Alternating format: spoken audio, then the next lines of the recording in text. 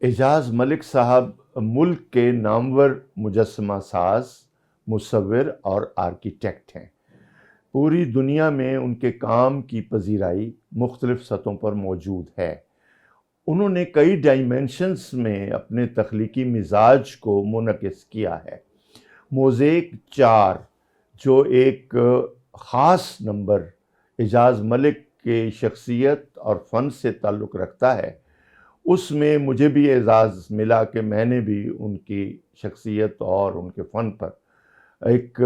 خیال، اپنا تاثر ظاہر کیا ہے۔ میں سمجھتا ہوں کہ اس سطح پر اعجاز ملک صاحب کو بہت سے نامور جو فنکار ہیں انہوں نے خراج بھی پیش کیا، اور میں جو بات خاص کرنا چاہتا ہوں وہ یہ کہ جن شخصیات کے مجسمے انہوں نے بنائے ہیں وہ سب کے سب غیر معمولی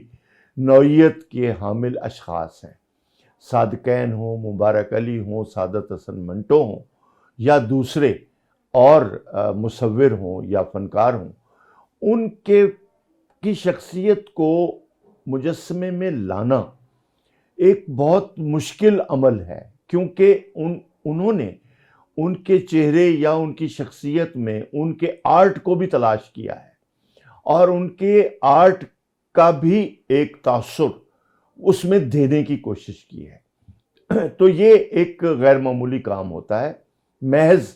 کسی کی شخصیت کو پینٹ کرنا اور بات ہے، اور اس میں ان کی زندگی یا ان کے کام کی حیرت کو لانا بہرحال ایک مشکل عمل ہوتا ہے۔ یہ سطح محض مجسمہ ساز کی نہیں ہے، یہ سطح ایک نقاد کی بھی ہے، ایک مورخ کی بھی ہے، اور ایک تخلیق کار کی بھی ہے۔ تو یہ سارے سطحیں انہوں نے قائم رکھتے ہوئے ان کے مجسمے بنائے، اور جو پینٹنگز میں ان کے اسالیب ہیں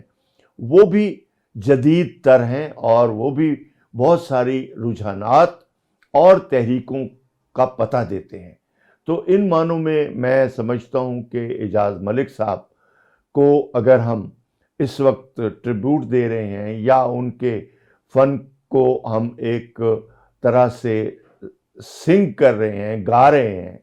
یا ایک طرح سے ہم ان کی شامل ہو رہے ہیں، ان کے اندر ان کی تخلیقی کائنات میں شامل ہو رہے ہیں، تو یہ میرے لیے بھی ایک بہت ہی خوشی کا سماں ہے اور خوشی کی بات ہے۔